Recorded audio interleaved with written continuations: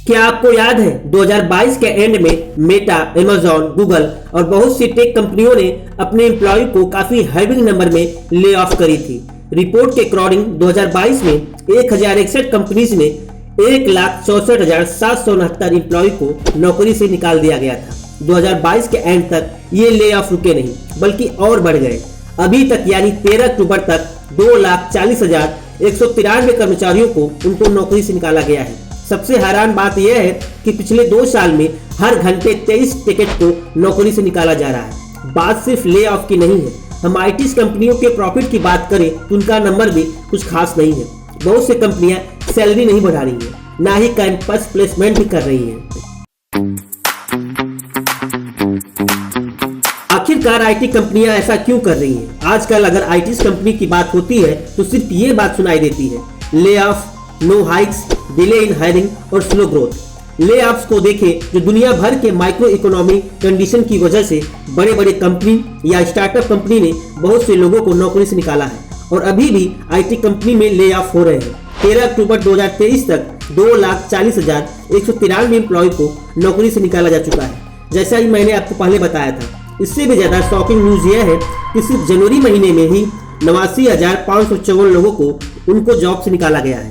India की Byju's company ने 4,000 employees से ज्यादा लोगों को जॉब से निकालने की बात की है। आईटी कंपनी ने ये अनाउंसमेंट की है कि आगे वो अभी सैलरी नहीं बढ़ाएंगे। बहुत सी कंपनियों ने सैलरी बढ़ाने पर रोक लगा दी है क्योंकि डिमांड में ब्रेक डाउन आया है। ओवरऑल ग्लोबल आईटी मार्केट अच्छा परफॉर्मेंस नहीं कर रहा है।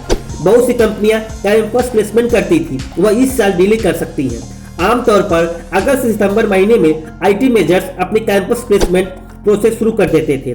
इन्फोसिस, जिसने पिछले साल 50,000 से ज्यादा फ्रेशर्स को हायर किया था, उन्होंने क्लियर बोला है अभी के लिए कैंपस रिक्रूटमेंट के लिए वो अभी नहीं जा रहे हैं। आईटी कंपनियों में ये सब हो रहा है आपको तो पता चल गया, बट ऐसा क्यों हो रहा है चलिए उसे भी समझ लेते हैं। टेक्नोलॉजी इंडस्ट्री में 2022 टेक कंपनी के लिए बड़ा नुकसान का साल रहा है, जहां उनकी मार्केट वैल्यू ट्रिलियन डॉलर से घटकर बिलियन डॉलर पे पहुंच गई। इसके पीछे का कारण जैसे कोविड-19 पैंडेमिक की वजह से, रसिया यूक्रेन वार की वजह से बढ़ती हुई महंगाई दर। वार ने सिर्फ लोगों को बर्बाद ही नहीं किया बल्कि दुनिया के लगभग मेजर इकोनॉमी पर असर डाला है, जिसका असर इंडिया पर भी पड़ा है। इन सब कारणों से आखिरकार आईटी सेक्टर ही इतना क्यों प्रभावित हुआ? इंटरेस्ट रेट और इन्फ्लेशन बढ़ने की वजह से टेक कंपनी अपने आप को रिटेन नहीं कर पा रही। टेक सेक्टर हमेशा से अपने टैलेंट और हाई सैलरी की वजह से जाना जाता है, लेकिन इंटरेस्ट रेट बढ़ने की वजह से कॉस्ट ऑफ लिविंग इंक्रीज हो जाती है, जिसकी वजह से कंपनी अपने कर्मचारियों को बेहतर सैलरी और सुविधा नहीं दे पाती।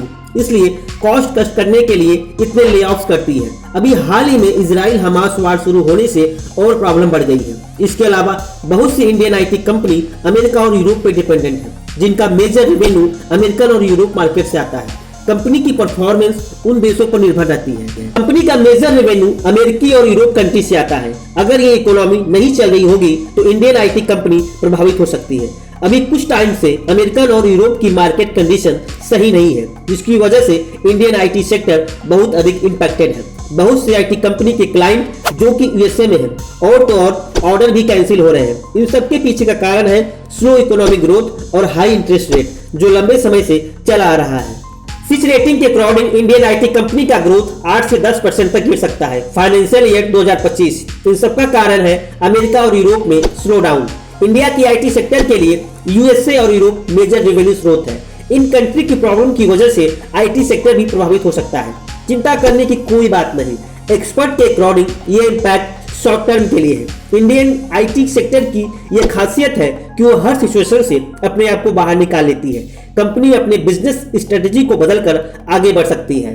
नासकॉम के रिपोर्ट के अकॉर्डिंग फाइनेंशियल ईयर 2023 में इंडिया की टेक्नोलॉजी इंडस्ट्री का रेवेन्यू $245 बिलियन जो 8.4% से ईयर ईयर ग्रोथ हो सकती है। इंडियन आईटी सेक्टर हमेशा से एक मेजर कंट्रीब्यूटर रहा है इंडिया की ग्रोइंग इकोनॉमी में।